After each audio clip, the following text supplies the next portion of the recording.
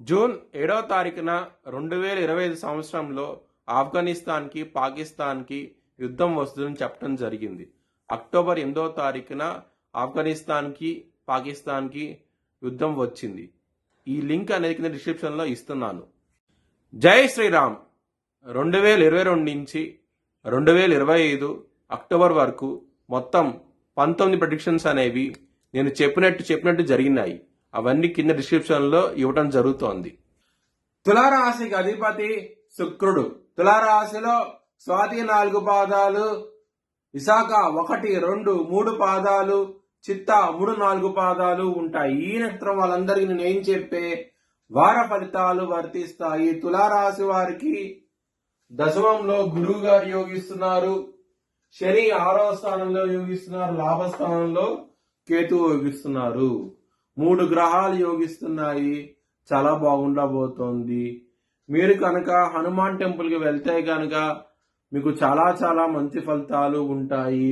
గోధుమలు కనుక దానం చేస్తే కనుక బ్రాహ్మణుడికి ఇంకా మంచి ఫలితాలు ఉంటాయి. బుధవారం రోజున ముఖ్యమైన పనులు స్టార్ట్ చేస్తే కనుక ఖచ్చితంగా విజయం సాధిస్తారు. ఆదివారము శుక్రవారం రోజున ముఖ్యమైన పనులు స్టార్ట్ చేసే వ్యతిరేకత ఫలితాలు ఉంటే ధన నష్టం వచ్చే అవకాశం ఉన్నది. చాలా జాగ్రత్తగా ఉండండి.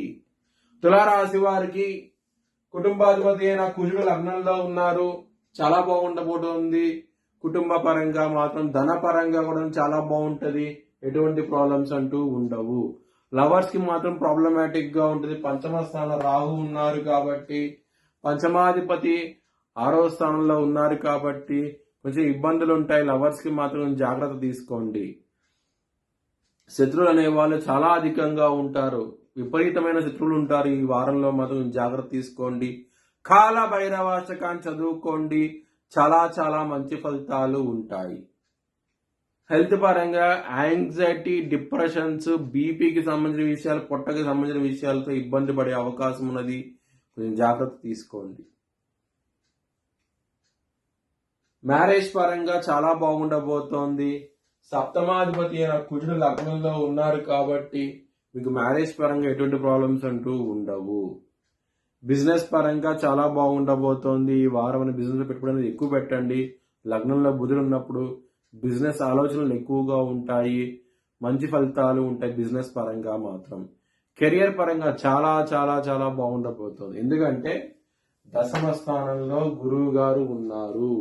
హంస మహాపురుష యోగంతో ఉన్నారు పైగా. సో గురువు కర్కాట రాశిలో ఉచ్చస్థితిలో ఉంటారు. చాలా బలంగా ఉంటారు.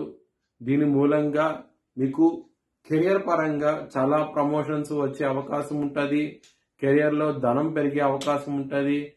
మీరు పేరు ప్రఖ్యాతులు పెరిగే అవకాశం ఉంటుంది. చాలా బాగుండబోతుంది కెరియర్ పరంగా అవుతే గనక. మీ భవిష్యత్ వివరాల కోసమై HLN జ్యోతిష్యాలయాన్ని సంప్రదించండి. Please like, share and subscribe my channel.